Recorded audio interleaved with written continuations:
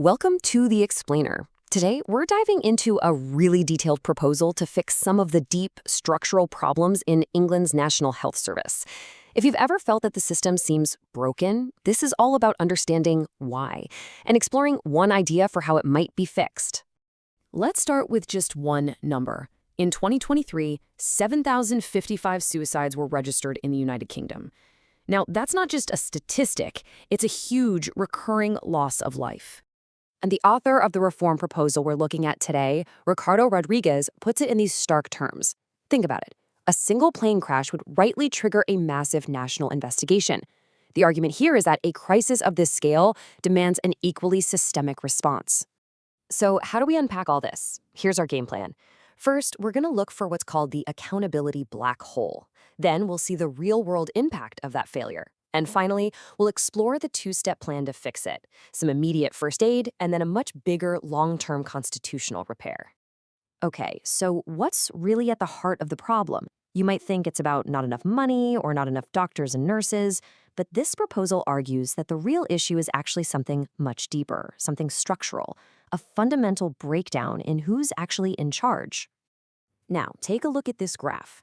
Something pretty dramatic happens to suicide rates in England and Wales right after 2012.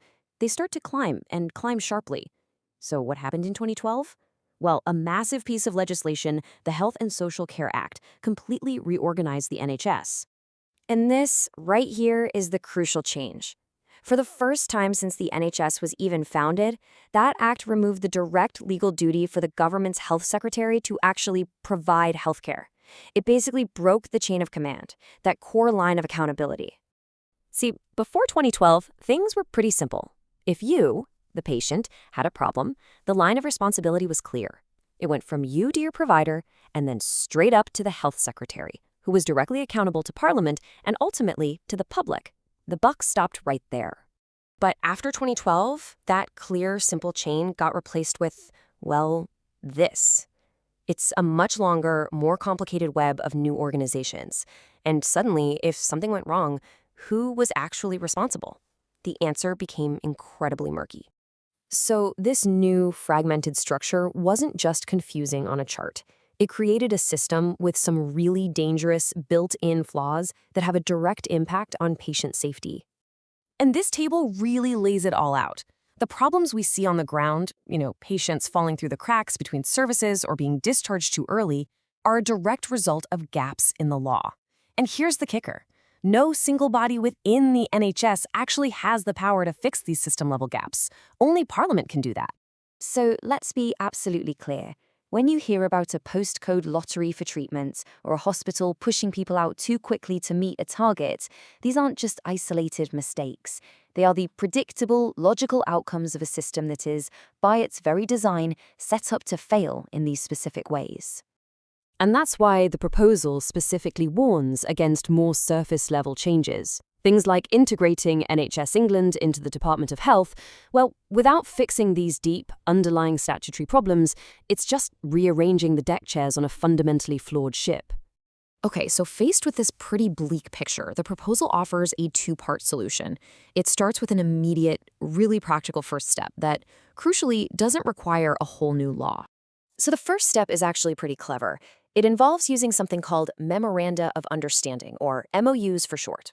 You can just think of them as formal working agreements between all the different fragmented parts of the NHS. The idea is to beef these up to force everyone to coordinate on patient safety, using the powers they already have. It's a way to get things moving right now. But, and this is a big but, these can't just be friendly handshake deals. For these MOUs to actually work, they need to have real teeth. That means they have to clearly define what triggers a system-level alert, they have to mandate response times, they have to designate who is in charge of fixing it, and they have to make sure Parliament gets the full picture. All right, so the moves are like applying first aid to stop the bleeding. But what about the permanent cure for the underlying injury? Well, that's where the proposal gets really ambitious. The big, long-term solution is a brand new piece of primary legislation with the working title of the NHS Accountability in Patient Rights Act, or NAPRA. And this isn't just another reorganization. It's designed to go back and fix those core constitutional problems created in 2012. And let's be really clear about what constitutional repair means. We are not talking about another managerial shuffle. This is about using the law to rebuild the very foundations of the NHS, to restore those fundamental principles of accountability and universal rights. So how would it do that?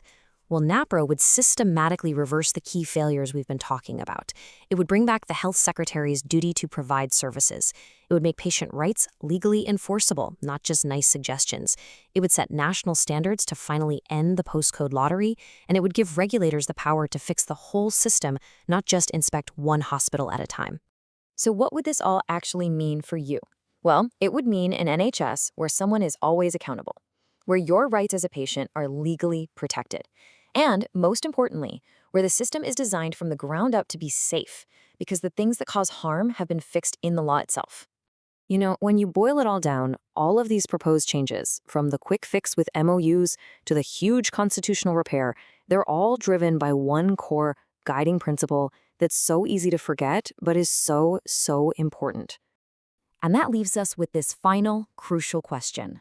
It gets to the very foundation of the National Health Service. If the NHS truly belongs to the people, shouldn't it be fundamentally, legally, and directly accountable to them?